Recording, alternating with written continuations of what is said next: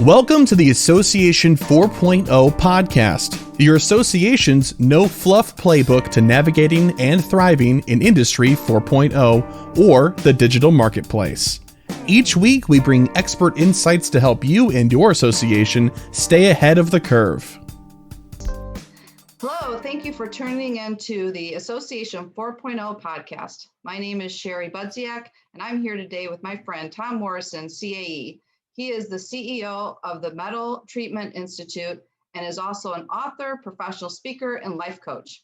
I'm so excited to have Tom here today to talk to us about the future of associations. So thanks for joining us today, Tom. Well, Sherry, thank you so much. I've enjoyed our long friendship with you and Kevin, both professionally and personally, and I'm so glad to be here. My passion is we're in this struggle together, and I love just being able to help other associations see where they need to go and ask the right questions and stuff. So I'm excited to be here with you today.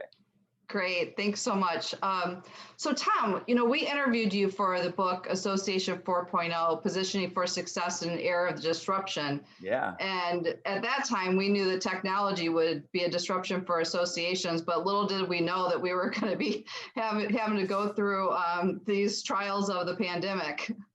Well, I mean, I always talk about three disruptors in every industry, including associations, which are technology, demographic shifts, and consumer buying habits. But what COVID brought to us was, are you prepared for the unexpected? That's the fourth disruptor now, is the unexpected. What are you going to do when your members lose 50% of their sales and 6 or 7% of them close? What are you going to do in that moment? And that's so COVID really thrust our leadership abilities in a disruptive moment in a big way and magnified so many things about weaknesses that we had that a lot of people, I always tell people, if you're still in business and made it to today, it says a lot about the character and leadership ability of your organization, because this last 18 months was probably the most ginormous challenge in our history. Yeah, for sure. So I guess, what is this experience? Has it changed your thoughts about the future of associations? It hasn't changed my thoughts. See, I took the pandemic as it was just another challenge. I saw so many people kind of fretting, saying, oh my gosh, we've seen something we've never seen before. But what we all have to learn as leaders is that if we just simply instituted the same thought processes, the same paths, the same systems we have to deal with any disaster, adverse moment in our life, it walks us through that moment. So we walked through it with a lot of confidence. Now, it doesn't mean that I didn't wake up a little stressed every now and then, but I looked at the pandemic as just simply another obstacle that we need to try and overcome. And we went into our mental systems of assessing what are our assets to do, what are the biggest obstacles that come over for members. We just approached it like any other disaster that might come. I mean, I asked one guy, I said, what do you do when a bill comes out of the legislature that totally disrupts your members? He goes, well, we do these 4 things. I'm like, those are the 4 things you need to do during the pandemic, to help your members, because it's no different. It's just now it was ginormous issue that we had to deal with. But I don't think you look at the pandemic and deal with it any differently than you do in terms of a thought process of assessing, assets, liabilities. What are the things we need to do? What are our members' needs right now in this moment? Which we'll talk about that through this process here. But I don't look at it any differently. We jumped in full bore with our volunteers and our board and said, what do members need right now in the next 30 days, every 30 days to make it through? And it really worked out well. Yeah, that's a great point, Tom. That's great. So what do you see are kind of some opportunities for organizations? Well, opportunities are massive right now, especially coming out of the pandemic, because the economy is beginning to catch on to what it was doing pre-pandemic. Our economists, who are the best at this stuff, were telling us that we're in line for the largest economic growth in our history for the next 10 years. And that doesn't mean it doesn't have any bumps in the ground. I mean, the 80s was this large growth, but in 87, we had this correction. Well, the next 10 years, and a lot of it boils down to the demographics. I talk a lot about demographics. We have the largest group of high earners coming through the next 15 to 20 years. We've got 100 million millennials and Gen Zs that are reaching their early 30s right now. There's 100 million behind age 33 and back. So that's why I posted out a blog that was in like 4 or 5 publications and posted by ASAE on the largest wave of membership opportunity in our history. And why? Because we have the largest generation in our history coming through in their early 30s now, and they're going to start getting those first big pay raises and promotions in order to be able to afford. I don't know if you did, I didn't join anything in my 20s, and most of my generation didn't join in their 20s. Why? Because we didn't have any money. You know, we just got our first home, we had our first couple of kids, but now we get into our 30s, we've got our first title, our first little bit of discretionary income, and we kind of figure out that we don't know everything, so we need some help. So we join our association, and right now we're at the front end of 100 million people entering that mindset. So the largest demographic, the largest opportunity for associations is right in front of us if they have incredible value that deals with the largest pain points that their industry is going through. That's the key to tackling that wave of new members, is making sure that you're connected with them, you understand their highest pain points, and you have the answers for them. And they're going to join because they're going to have the money to. That's a great observation. I think people are concerned about what does future membership look like. So I think that's some real encouragement there, Tom. So that's great. I guess, what do you feel are the challenges of getting there and getting their attention? So here's the challenges. So the associations tend to move somewhat slow because a lot of boards are made up by baby boomers, and it's nothing against them. They've done business a certain way for years. And now with a changing digital marketplace, and COVID certainly magnified that in a large way, it forced everyone's hand. And so with a digital transformation taken, there's three things that are going to get in the way of associations growing and taking advantage of this wave of membership. One is going to be technology shifts. You're going to have to remote work and virtual meetings are now penetrated into associations like never before. But technology is changing so fast that associations have to get on that bandwagon if they got to lead the way for their members. The second thing is the labor drought. You and I talked before we got on here about a podcast myself and Dave Will did with a guy named Ron Hetrick. He is one of the most incredible geniuses on labor data. And he's got data that shows that just when all this assistance comes from the federal government, everybody thinks no one's working because of the federal assistance.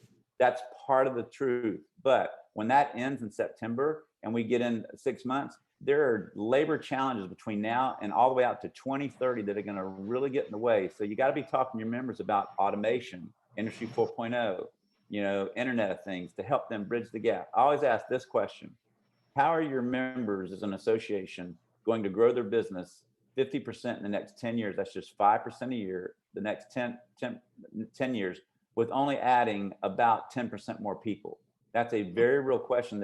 And now think about that. That is the largest pain point to every organization, to their members. So what does that lead to? That leads incredible value opportunities. If you can help your members figure out that question, they're going to think you're great.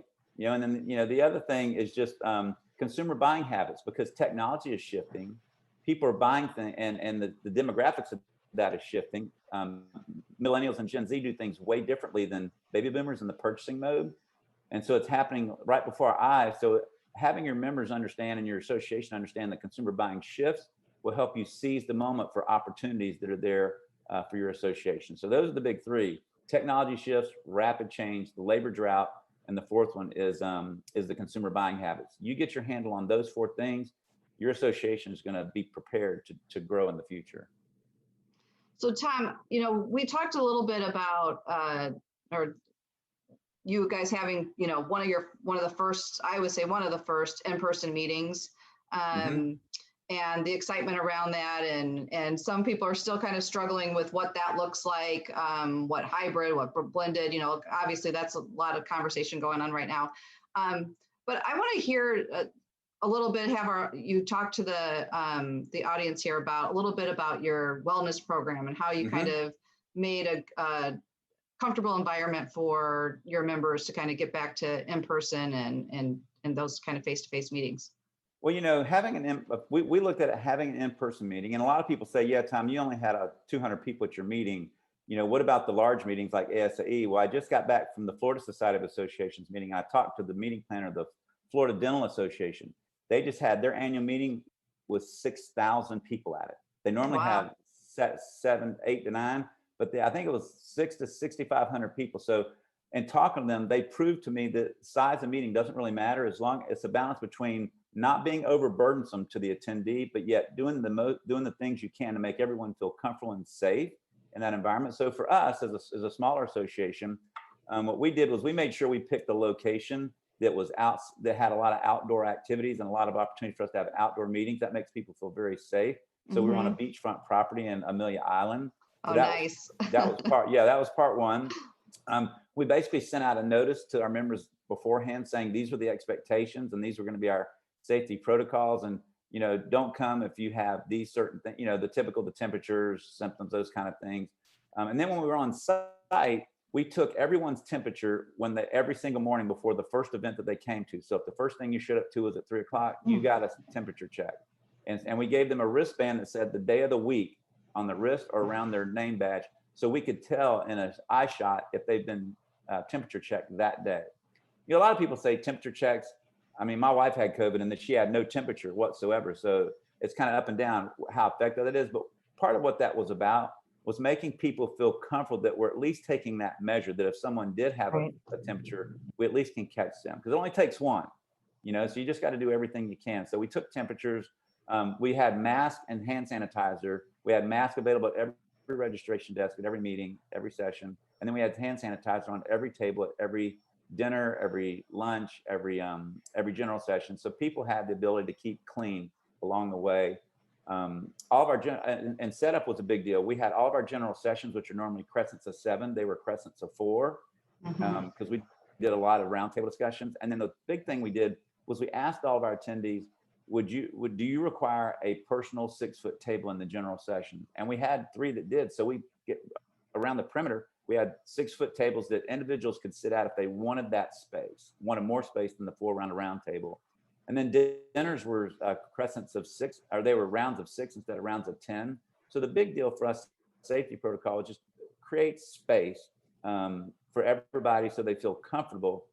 And what you learn is the vast majority of people that come have really kind of worked through that it's a real deal, but we want to meet, and they appreciate the association making it as comfortable as possible for them to have as much space as they need individually. Because you have some people that they'd be like, pre-COVID, they're like within 2 feet of each other. Then you have others that were, you know, 4 and 5 feet away talking to each other. And then we really had a message to everybody: please respect everyone's wishes. And during this time frame, if someone only wants to be 6 feet from you and talk, that's not a big deal. Don't judge anybody through what you feel like you're doing. Respect everybody's space. You know, talking about that bubble, getting everybody's personal space. So we just asked everybody to respect everybody's personal space, and everybody did. It was really, really good. So we had a great meeting, had no mishaps, and it was all good. That's fantastic. I said there's some things that have happened during this time, like you talk about going from 8 people in a round to 4 people. I'm like, ooh, I hope we can keep that. I kind of like my space. You can have all your stuff on the table and not feel crowded, regardless of COVID, right? Well, you know, with dinner, people loved rounds of 6. Now, granted, I think rounds of 8 might be the magic number, but man, when you're in the rounds of 10, you have no elbow room whatsoever. So it was really, and the cool thing is it made the room look really large. When you got rounds of 6, you obviously have to expand your room based on square footage you need. So it really added some space to the meeting, which we really liked. Yeah, that's nice. So Tom, talk to me a little bit on what do you feel is the most important thing that leaders can do right now to position their organizations for success in the future? I really think they have to lead with a big thought process of going back out and getting into their members' heads and asking them, what is your biggest pain points? Because COVID changed what the pain points were for a lot of organizations. And we have this acronym that we use called ALIVE. And I encourage everybody to think it through, because it really gives you a mindset about how to approach members to get them tuned in to value and engagement. So A stands for ask the right questions to your members. And then L is listen intently for the pain points, because that's what you need to solve for them. Anybody can give.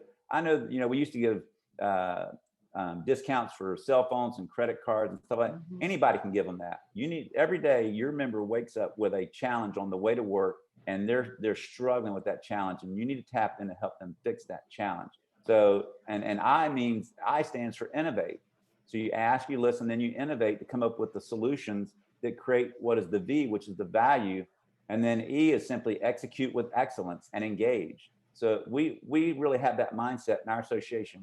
Everything goes through that lens: ask, listen, innovate with value, and engage. And it really helps. I think that's where associations, if they're going to lead well have to get into that mold, because that's what members are looking for us, especially the younger generation. They're looking for, what value are you giving me for the dues I'm paying? Because that's what we're all looking for, right? Everybody talks about the key to renew. You can make a big difference in your industry, but if that big difference in your industry doesn't connect with the value and make somebody want to write the check at the moment of retention renewal, then it really making a difference was all for naught. That's why I always say, Sharon, and you've heard me say this, members support your mission, but they buy your value. And I think that's what it was. That's the one comment everybody from this podcast needs to take away, to put focus on that, so they can really grow into that organization that really can make a difference. I love that, Tom. That's great. Alive. I think that's very easy for people to remember too. That's fantastic. So what do you feel are you seeing kind of, or how do you see association business models changing? Do you see them changing post-pandemic, or are there things that people need to be thinking about? You know, you're talking to someone who really believes, and has my entire career, that associations, trade or professional societies, are the strongest business model ever to assimilate people to make a difference for a cause. And so when you understand that, the question is then, okay, how do you drive the value we just talked about? So I think I think association business models don't necessarily need to change dramatically, because anybody, when I'm a big one that doesn't like the freemium model. When you talk to me about free membership, it's like, well, you have no value then, because you haven't learned how to sell it to a point where people want to pay for it. You have real value when people want to pay you for it. So I think like an example for us, we represent 50% of our industry, and the other 50%, as we find from Marketing General's annual surveys, typically aren't joiners at all. The average association has about 45 to 50% of their total market population as members. So we're really trying to work hard to see, how do we grasp that other 50% that don't join anything anyway. And so what we did was, we went to our online academy. We have an academy that you get half off as a member. So what we do, we took the academy and said, we created a subscription model to that, which, guess what? When you pay the non-member retail rate, it's the price of membership plus the price of the 50% discount plus $250. So we're actually making more money if they just join the academy. But many people love to subscribe to things, but they don't like to join things. So it's a quasi membership model that we've innovated to push through, that now getting people to join our academy as a subscriber, which they're getting the same thing they get when they join as an association member. So I don't think the membership model is going away. I think it's very strong. I think people just need to think through, what is the model that can work for you to get the most people to want to join your association. So on that, another topic, Tom, is technology. How do you feel technology is continuing to change how associations operate today? Well, given the labor drought, I mean, it's hard to just go out and find someone to be an assistant membership director, an assistant meetings director. Yeah. Technology, I encourage every association. We have grown over 2,600% in net reserves in 16 years with the same 4 people. And we've been able to do that because we've leveraged and really become masters at using technology to do things that we used to do manually. So technology is going to help you in this mode of the next 10 years, where you want to grow, but you don't have not a lot to choose from in terms of labor. You need to really tap into technology to do so many menial tasks that we typically done. How is your membership recruitment in a kind of a drip email campaign? Is your new member process, is it automated? So you need to look at your association to automate as much as possible.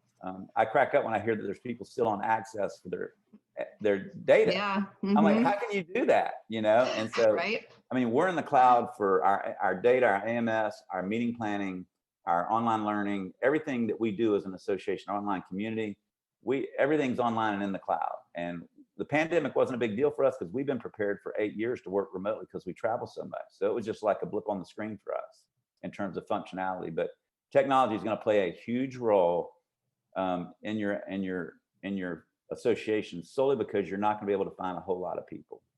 Yeah, and we see all the time, as you can imagine, Tom, through the consulting business, we'll get calls where we're like, people aren't really utilizing their AMS, and they've got Excel spreadsheets all over the organization, and just looking at and evaluating kind of your business processes and streamlining them, as you mentioned, is like very, very important. and sometimes the organizations have the tools there, but they're not utilizing them. But it sounds like you guys have really looked at, optimizing and then growing with your technology platforms as you guys have grown. Yeah, and you have to be willing to make the investment. I mean, everything that we do isn't like, it's not overly expensive, but it's not dirt cheap. It's definitely a number you see in the budget and go, okay, that's a number. But here's what we know. Every year we look back and say, man, how could we have ever made it without that technology? We couldn't do that without it. So it's really about really maximizing your staff to spend. And here's what really is a big benefit of it. Once you've automated a lot of your stuff, like our members never have to call us to get any kind of document. They can download, they can buy, they can register, they can do anything, they can check their accounts. What that does is when your members don't have to call for transactional items, it frees your staff up to actually have outbound calls, to have more relational conversations with your members. And that's where we are. We need to have more relational conversations with our members to get them to feel the presence of the association. So that's what I've loved about what it's done for us, is we're done with transactional phone calls predominantly, and now our phone calls are based upon relational type phone calls. That's great. I guess if you had one of the most important kind of new technologies or things associations should be thinking about in terms of technology, what would that be? I'm just going to throw it out there because it's making a difference for us. I know it's what you see with ASAE, but membership engagement is so incredible. And how do you, especially if you're a society, see, we've got 370 member companies. If you're a society that's got tens of thousands of members, how do you reach the vast majority of them on an individual basis to ask them, what can we do for you that can make a difference? And so propfuel.com, it's a guy named Dave Will. They've got the latest. If you're a member of ASAE, you get their emails from Amy Hemphill asking questions. That's a technology that PropFuel has put together that allows you to engage members on an individual basis with questions to start having a conversation. So they've literally digitized the ability to engage members down to the individual. And it's really exciting stuff. Now, what you got to have on the other side is you got to be prepared to answer all those, answer those callings when people say, hey, I'd love to have this, or this is my big pain point. But what it does, it takes from the normal process of you being able to send out emails and just get back a bunch of stuff. It allows you to have a conversation with your member. And when they answer a certain way, it allows you to set a link to where they can go out and get information on that immediately. So it automates kind of the ACT process as well. So propfuel.com, I think for me, is kind of the latest and greatest technology that's really making a difference in many associations I see. That's great. Thanks for sharing that, Tom. So I guess, is there any kind of final thoughts that you want to share today? I just want to speak to my association friends out there and fellow colleagues and say, stand strong and stand up and get in front of this change for your members, because it's the opportunities in front of us. It's amazing to me, Sherry, when people go, that opportunity is really there. And when you look at the demographic numbers and the economic numbers of the future, the next 10 years are going to be the best 10 years of our life. And I want you to lead with that instead of thinking that there's not a lot of hope in the future. So lead big and think big and go strong into the future and be that place for your members. Because at the end of the day, it is so rewarding when you see all this stuff come through and you see your members smiling, going, man, we're so glad we're a member of your association. Well, thanks, Tom.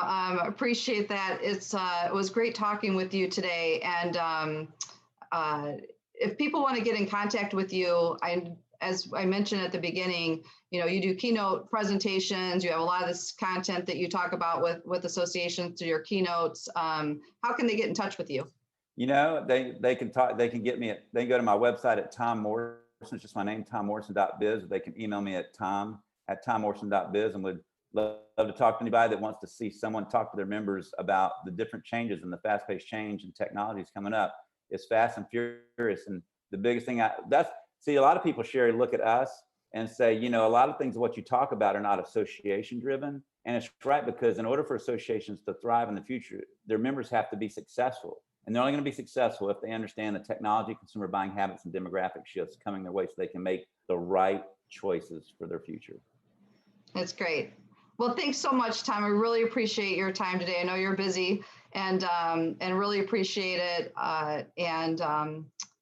Hopefully we can talk again soon. Always glad to be with you, Sherry. Thank you very much. We hope you enjoyed this episode and discovered tips and information that will add value to your leadership style and your association. .org Source specializes in positioning teams for success with solutions for technology, strategy, and marketing. Please contact us at info@orgsource.com or visit www.orgsource.com to find out how to keep your organization on track to Association 4.0.